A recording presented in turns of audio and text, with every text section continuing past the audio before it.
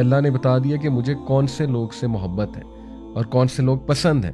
ان میں پہلے ان اللہ یحب التوابین، بے شک اللہ کو وہ لوگ سے محبت ہے جو توبہ کرتے ہیں. اب دیکھیں توابین یہ ایک بہت خاص ایٹریبیوٹ ہے. یہ پتہ ہے کون لوگ ہیں؟ یہ وہ ہیں جو بار بار توبہ کرتے ہیں، بار بار ریپینٹ کرتے ہیں. انفارچونیٹلی ہماری سوسائٹی میں ایک کنسیپٹ پایا جاتا ہے، وہ یہ ہے کہ جب انسان دین کی طرف آتا ہے تو اس کو پرفیکٹ ہو جانا چاہیے، اس کو کوئی گناہ کرنا ہی نہیں چاہیے، یا اس سے کوئی گناہ سرزد ہی نہیں ہو سکتا. اور کسی سے کوئی گناہ سرزد ہو جائے، کوئی غلطی سرزد ہو جائے، ہم فوراً منافق کا ٹیگ لگا دیتے ہیں. ہم کہتے ہیں بندہ منافق ہے، دیکھو منافق ہو گیا. جبکہ ہمیں یہ نالج ہونا چاہیے کہ صحابہ سے بڑی بڑی مسٹیکس ہوئی ہیں، ہیومن بینگس تھے.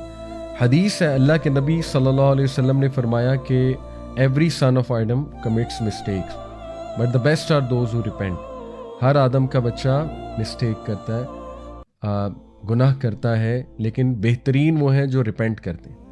تو ریپینٹنس کا لیکن یہ مطلب نہیں ہے کہ انسان جو ہے وہ اس کو ایک ایکسکیوز بنا لے، بہانہ بنا لے.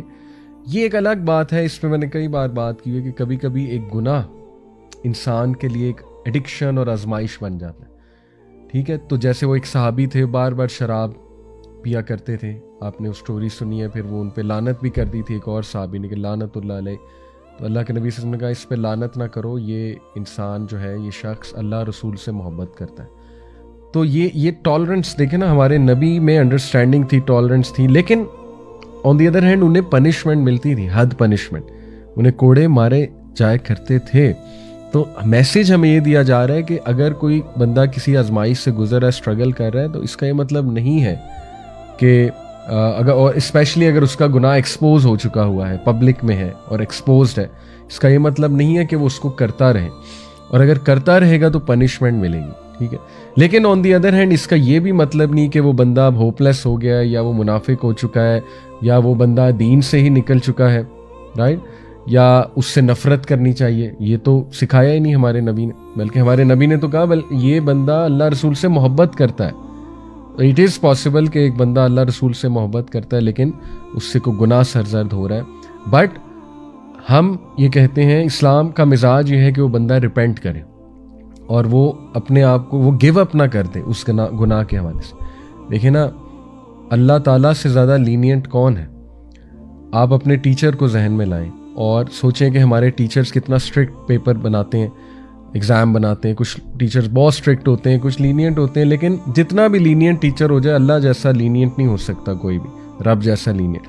اللہ کی لینینسی کے بارے میں آپ کو بتاتا ہوں کہ دیکھیں، اللہ کے نبی صلی اللہ علیہ وسلم نے فرمایا کہ جب ایک انسان نیکی کا ارادہ کرتا ہے تو اللہ تعالیٰ فرشتوں کو کہتا ہے کہ ایک ریوارڈ لکھ دو صرف ارادے پہ، اور اگر وہ نیکی کر لے، ارادے کے بعد کر لے، تو اللہ کیا کہتا ہے 10 سے ملٹیپلائی کر دو. اور اگر ایک شخص برائی کا ارادہ کر لیتا ہے تو اللہ تعالیٰ فرشتوں کو کیا کہتا ہے کہ ابھی نہ لکھنا. یہ میں آپ کو کانٹیکسٹ بتا رہا ہوں اس حدیث کا. اور اگر وہ برائی کر لیتا ہے تو اللہ کہتا ہے ایک لکھنا، ایک برائی لکھنا. یعنی آپ سبحان اللہ، اللہ کی لینینسی چیک کریں کہ نیکی پہ اللہ کہہ رہا ہے 10 سے ملٹیپلائی کر دو، برائی کرنے پہ اللہ کہہ رہا ہے ابھی ایک ہی لکھنا.